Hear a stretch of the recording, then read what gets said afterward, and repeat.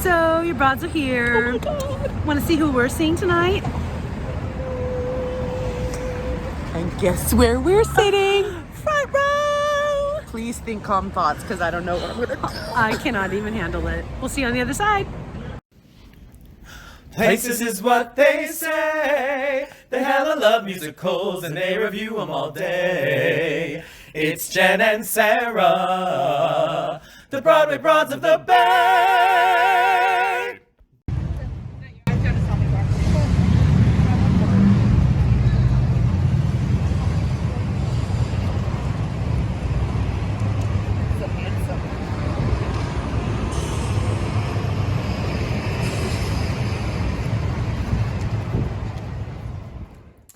Places! Hi, I'm Jen. And I'm Sarah, and we're we're the Broadway Broads.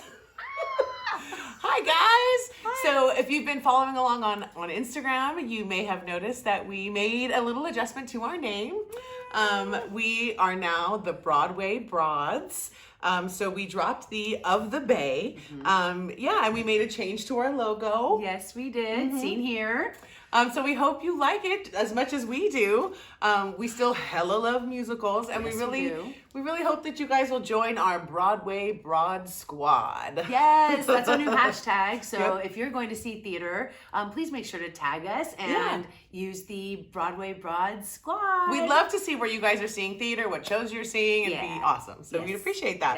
Yes. So here we are, back in the booth. Back in the booth. If you're new here, welcome, welcome. We're so happy to have you, and welcome to the Broadway Broad Squad. So, okay, we have a show to review, don't we? Yes, we do. All right. We're back here at Broadway SF, and our show that we saw, we were so excited. We saw The Last Ship. The Last Ship, starring Sting. Oh my gosh, you guys. Okay. The Last Ship is inspired by Sting's 1991 album, The Soul Cages. The Last Ship tells the story of Gideon, a prodigal son, returning home after 17 years at sea to find that the local shipyard town, the local shipyard his town was built around, is closing, and Meg, the love he left behind, has moved on. Tensions flare and picket lines are drawn as the foreman, Jack White, played by Sting, rallies the workers to take over the shipyard and build one last ship in the face of the gathering storm.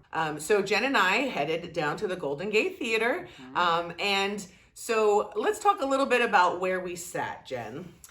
Okay, so if you guys have been following us for a while, you know that we are hashtag front row fedora. We like to sit in the front row. We have no shame to say that we like to do that. Close to the action. Yes, and because we are subscribers, season ticket holders, we get the flexibility to move around within our season. And so it's like my morning ritual to go on and just see what tickets are available for the shows that we're seeing, and to try to get us further down. So we were not going to be upset about sitting in our normal seats, row S, but I just happened to be on there that morning and saw that row O was open. So I called, and you guys know how I'm always saying, make sure you check your tickets. Well, your broad here failed to check my ticket, and my ticket was for the wrong day. So luckily, I happened to look and was calling to try to move us in a little bit closer, and so our tickets were out. We'll call. Long story short, we get to the theater, we go up to the front, ask about possibility of getting close, a little bit closer, and the lovely lady at Broadway SF says to us, well, you can get a $40 rush ticket, and that's in the front row. So we did. So we did. So we ran across the street, got our $40 cash, and ran back over. So guys, there are $40 front row tickets to see Sting in The Last Ship. Yeah.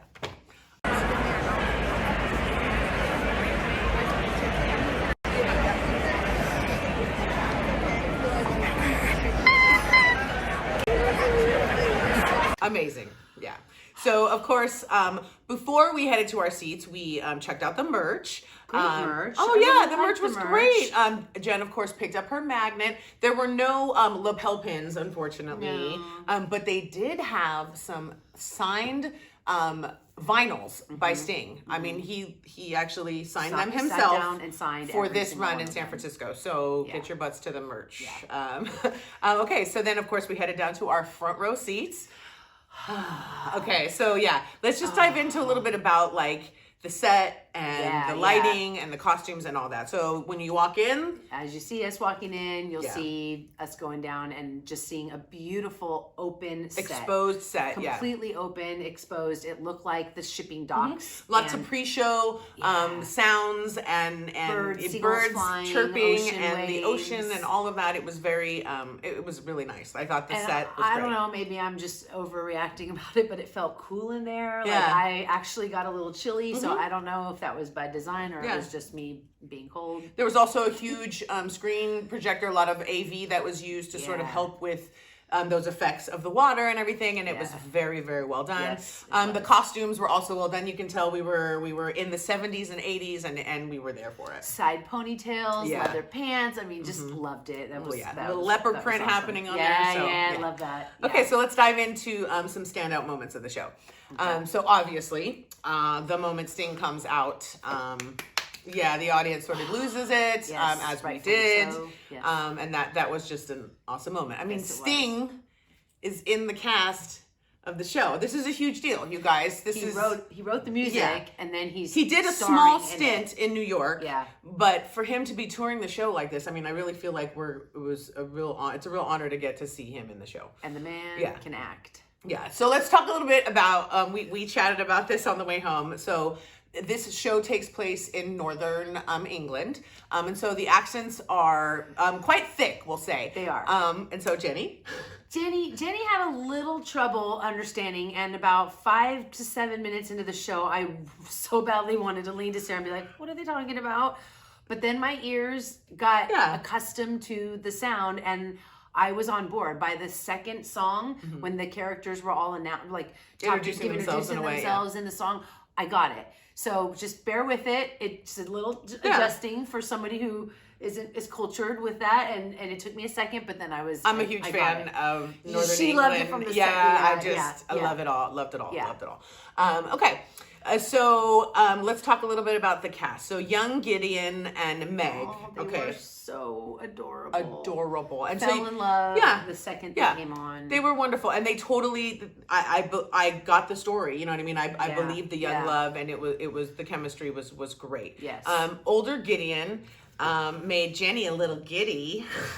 A little giddy. I swear, he was not hard on the eyes, so we'll just say that. He wasn't, and he danced like Fred Astaire. He had a falsetto that was like butter, and he was not bad on the eyes. Yeah, and their chemistry, the Gideon and the Meg, that was really nice. Goosebumples, the whole bit. Yeah. And speaking of the character Meg, her song, If You Ever See Me Talking to a Sailor, that was very enjoyable. Yes. And the ensemble, they backed her up perfectly. The ensemble was very strong. Very strong. Yeah. I loved them. Yeah. I loved them just all. as a whole. And you can tell they all loved each other too. At least that's what I got. Like there was moments where I saw a few of the ensemble like crying, like I wanted to hug them, like baby girl. And let's talk about like their harmonies and stuff. It was like show stopping at moments. Yes. They were really, really, really very strong. And then also the song Dead Man's Boots. It was absolutely beautiful. And then how they use the scrim for that number and other numbers too. Explain scrim. So if you don't know what a scrim is, it's basically some fabric that they use that they drop down, and depending on how you shine the light on it, it can be opaque or it can be see-through, and so they use that quite well in the show. It was. Your broads love a good turntable, and we love a good scrim. Yeah. Okay. All right. Yeah. And so then that was Act 1, and then we headed to intermission.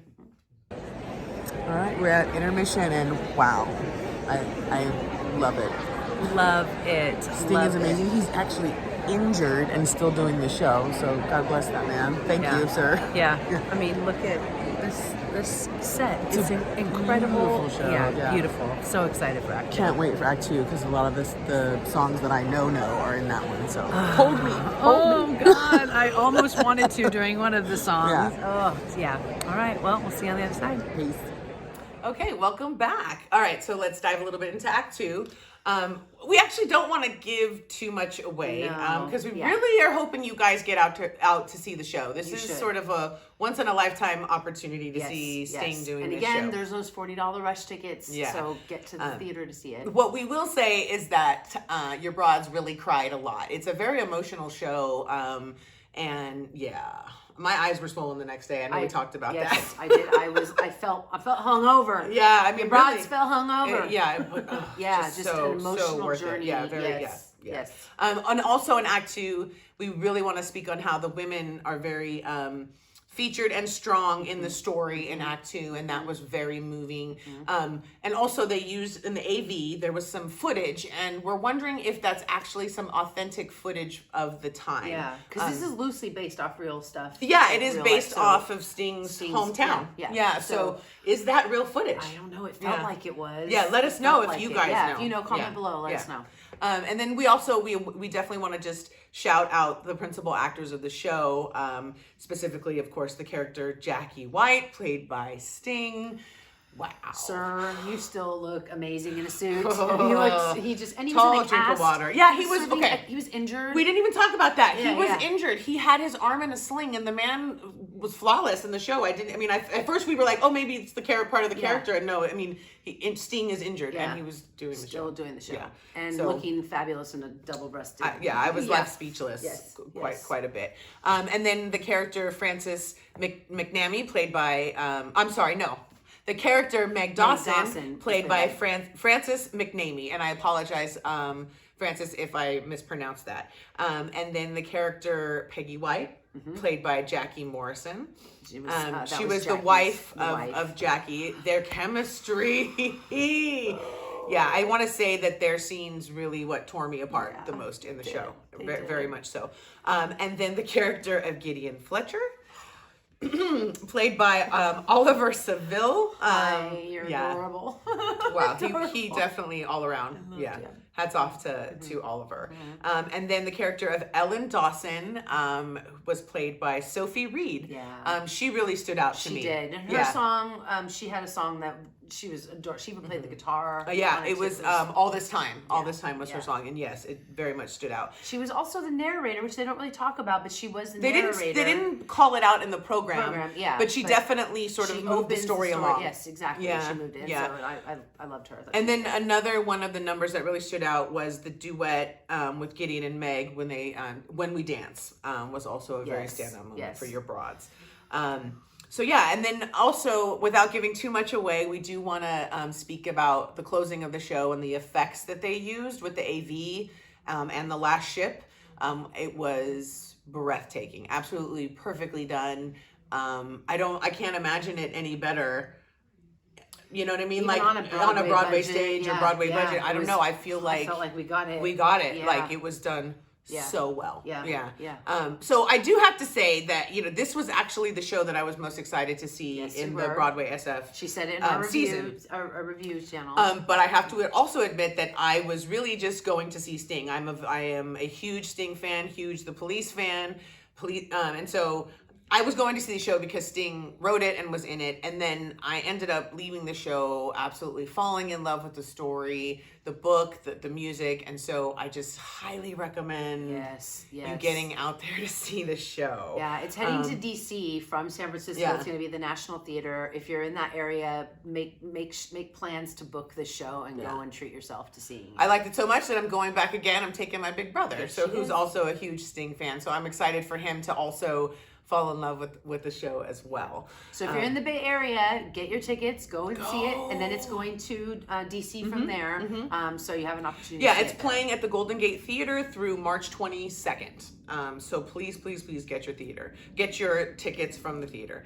So you guys, if you like this video, please be sure to like it and to comment below. So are you seeing The Last Ship anytime soon? Have you seen it? Did you get to see it on Broadway? Let us know. Comment below. Yeah. I'd love to hear. All right, Broadway Broad Squad. We're going to see you guys around the theater. All right. We'll see you on the other side. Curtain. Places is what they say. They hella love musicals and they review them all day. It's Jen and Sarah, the Broadway Broads of the Bay.